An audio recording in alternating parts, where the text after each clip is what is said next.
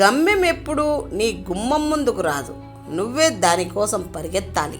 మన పరిస్థితి బాగున్నంత వరకు, మన శరీరం సహకరించినంత వరకే మనకు విలువ. పరిస్థితి తారుమారు అయినప్పుడు, శరీరం సహకరించని నాడు ఎవ్వరూ పట్టించుకోరు.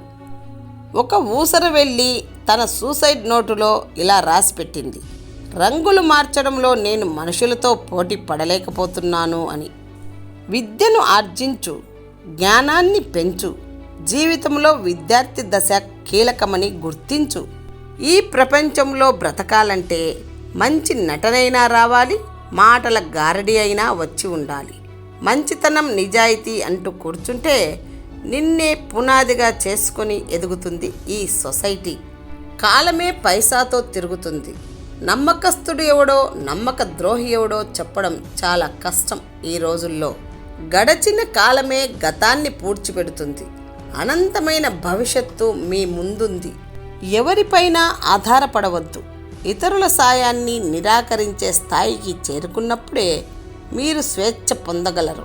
శిల్పితో ఉలిదెబ్బలు తిన్న రాయి గుడిలో దేవుడయ్యి పూజలందుకుంటుంది.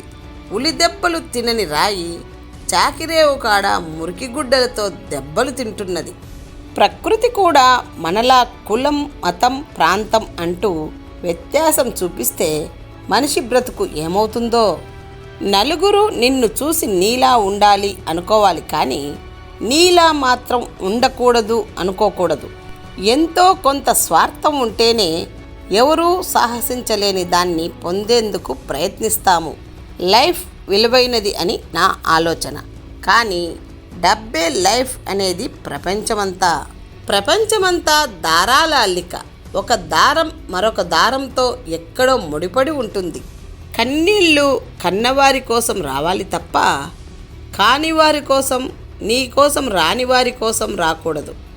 డబ్బులు సంపాదించడానికి 1000 మార్గాలు ఉన్నాయి, కానీ ఆహారం సంపాదించడానికి ఉన్న ఒకే ఒక మార్గం వ్యవసాయం మాత్రమే. ఓర్పుతో కొన్ని నేర్చుకో, తప్పదు. ఎంత నీ వాళ్ళైనా ఏ క్షణం ఎలా మారతారో తెలియదు. కష్టమొస్తే రావాల్సింది కన్నీళ్లు కాదు, ఆలోచన రావాలి.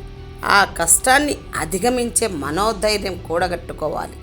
అప్పుడే గమ్యం వైపు అడుగుపడుతుంది.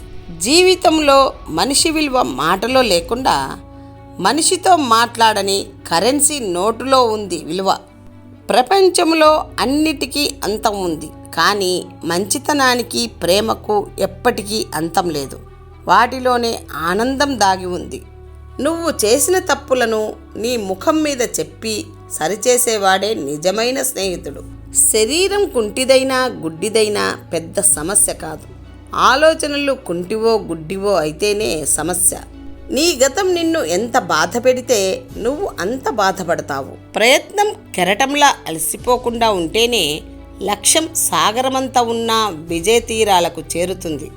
ఎవరైనా వారి అసలు రంగును నీకు చూపించారంటే నీవు తిరిగి ఆ రంగులు మార్చాలని ప్రయత్నించకు. అక్కడితో వారిని వదిలేయి. బ్యాంకులో కోట్ల రూపాయల దొంగతనం జరుగుతుంది, కానీ దారానికి కట్టిన 2 రూపాయల పెన్ను మాత్రం పోదు. లక్ష్మిని ఎవరైనా దొంగలించవచ్చు, కానీ సరస్వతిని ఎవరూ దొంగిలించలేరు. మీ పిల్లలకు ఆస్తిపాస్తులు కాదు, మంచి విద్యనివ్వండి. ఆడది చేసే పెద్ద తప్పు ఏమిటంటే తనని ఇష్టపడని వాళ్ళని లెక్కలేనంతగా ఇష్టపడటం.